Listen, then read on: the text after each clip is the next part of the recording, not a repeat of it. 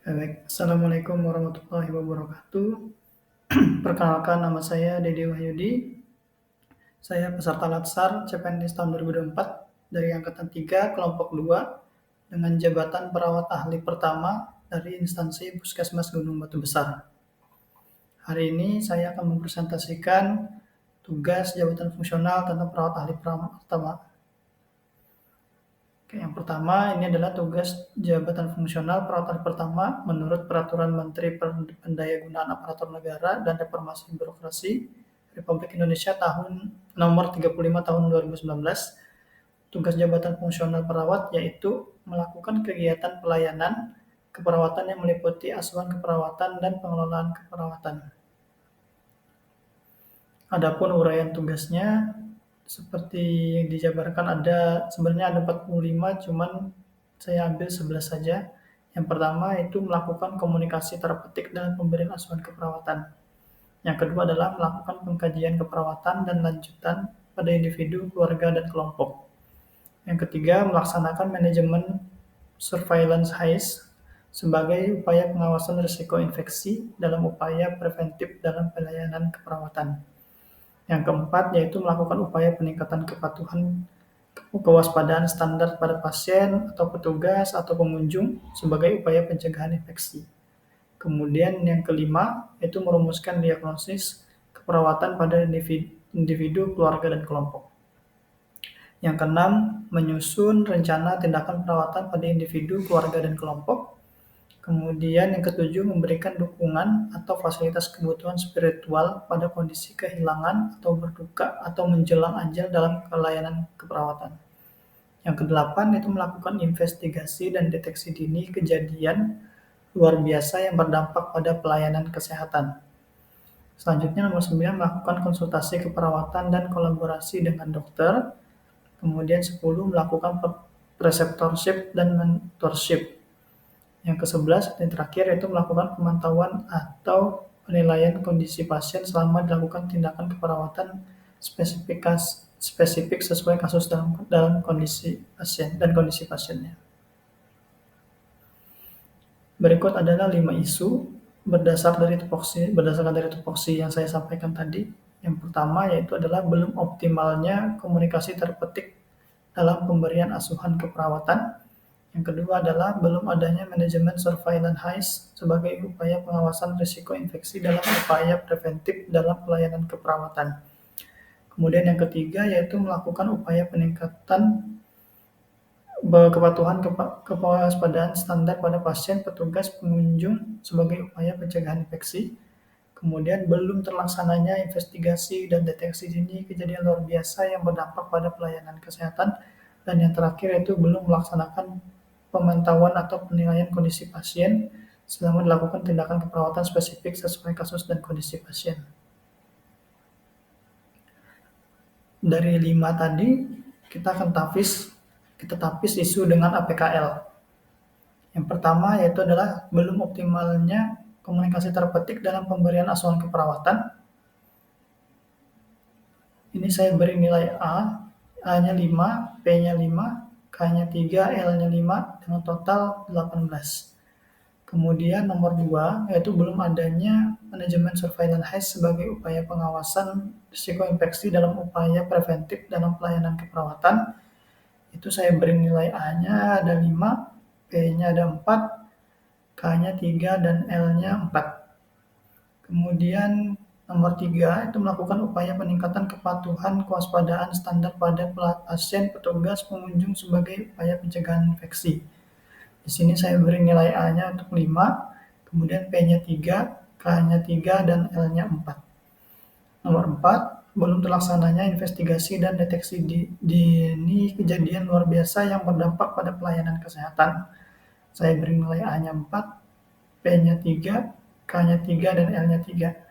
Dan yang terakhir itu belum melaksanakan pemantauan atau penilaian kondisi pasien selama dilakukan tindakan perawatan spesifik sesuai kasus dan kondisi pasien. Saya beri nilai A-nya 3, P-nya 4, K-nya 2, L-nya 3. Dengan total yang pertama 18, yang kedua 16, yang ketiga 15, yang keempat 13, dan yang terakhir 12. Berdasarkan perankingan, nomor 1, 2, dan 3 adalah menempati urutan tertinggi, sedangkan 4 dan 5 adalah urutan terakhir. Selanjutnya dari 5 kasus atau 5 isu tadi, setelah ditapis dengan APKL, kemudian diambil dari 3 yang dapat dianalisis berdasarkan dengan USG. Yaitu yang pertama tadi, belum optimalnya komunikasi terapeutik, ini sangat urgensi sekali karena komunikasi sangat penting dalam hal perawatan kepada pasien atau pemberian asuhan keperawatan kepada pasien. Dengan nilai U-nya 5, S-nya 5, dan G-nya 3, dengan total 13. Kemudian nomor 2, itu belum adanya manajemen surveillance HAIS sebagai upaya pengawasan risiko infeksi. Jadi belum adanya terbentuk manajemen atau tim surveillance HAIS untuk melakukan penjagaan infeksi. Di sini saya memberikan nilai U-nya 5, S-nya 4, dan G-nya 3. Kemudian yang terakhir itu melakukan upaya peningkatan kepatuhan kewaspadaan standar pada pasien atau petugas atau pengunjung sebagai upaya pencegahan infeksi. Nah ini sangat urgensi juga, U-nya jadi 5, S-nya 3, dan G-nya 3 dengan total 11. Berdasarkan perankingan, maka yang saya angkat adalah nomor 1, yaitu belum optimalnya komunikasi terapeutik dalam pemberian asuhan keperawatan. Ini adalah diagram fishbone, analisis masalah dengan metode fishbone. Jadi di bagian kepalanya itu adalah belum optimalnya komunikasi terapeutik dalam pemberian asuhan keperawatan. Adapun 4 poin analisisnya yaitu pertama material, ada main, ada metode, sama ada mesinnya. Jadi dari material itu yang berpengaruh atau yang mempengaruhi adalah ruangan yang bising atau kurangnya privasi atau kurangnya ruangan tunggu yang nyaman. Jadi pasien itu tidak dapat berkomunikasi dengan baik ataupun si perawatnya yang tidak dapat berkomunikasi baik dengan pasiennya. Kemudian yang kedua itu ada dari man atau manusianya atau dari individunya, yaitu adalah kemampuan komunikasi individu yang bermasalahnya, kemudian ada pemahaman tentang budayanya serta penggunaan istilah ketika berkomunikasi. Jadi ketika pasien tidak mengerti dengan istilah yang kita sampaikan, seharusnya petugas atau perawat bisa memberikan istilah yang mudah dimengerti oleh pasiennya. Kemudian metode di sini yang bermasalah adalah menggunakan bahasa yang lebih teknis atau tidak menjelaskan prosedur dengan jelas. Jadi terkadang karena ingin menjelaskan sesuai dengan penjelasan secara medis, maka si petugas atau perawatnya tidak bisa menjelaskan secara dengan bahasa daerah. Terkadang kendala masalahnya adalah di bahasa tersebut. Yang terakhir adalah mesin. Di sini mesinnya itu permasalahannya adalah ketersediaan dan keandalan alat komunikasi atau peraganya. Jadi kita tidak bisa mencontohkan bagaimana caranya agar si pasien mengerti. Dan yang terakhir ini adalah alternatif pemecahan masalah yang sudah saya sampaikan. Yang pertama yaitu tadi kemampuan komunikasi individu, pemahaman budaya, dan penggunaan istilah. Jadi alternatif yang coba saya berikan yaitu mengikuti pelatihan komunikasi terapeutik untuk petugas atau perawatnya dan belajar berbahasa daerah. Jadi beberapa pasien di tempat saya itu tidak bisa berbahasa Indonesia, jadi hanya bisa berbahasa daerah. Jadi perawatnya harus dibekali juga dengan berbahasa daerah. Kemudian nomor 2 itu menggunakan bahasa yang terlalu teknis tadi. Jadi di sini saya berikan alternatif untuk mencoba menjelaskan prosedur dengan bahasa yang mudah dipahami. Jadi menggunakan istilah-istilah seperti yang tadi dan juga menggunakan bahasa-bahasa daerah tadi.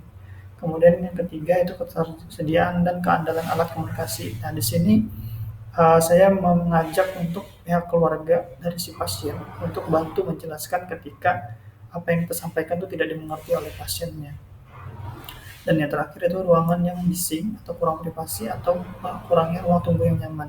Nah ini kita akan setting untuk memastikan pasien mendapatkan privasinya, kemudian mengurangi kebisingan, dan kemudian menyediakan fasilitas yang nyaman. Begitu. Sekian presentasi dari saya. Saya hilaf dan salah hilaf, mohon maaf. Bila topik walidaya. Assalamualaikum warahmatullahi wabarakatuh.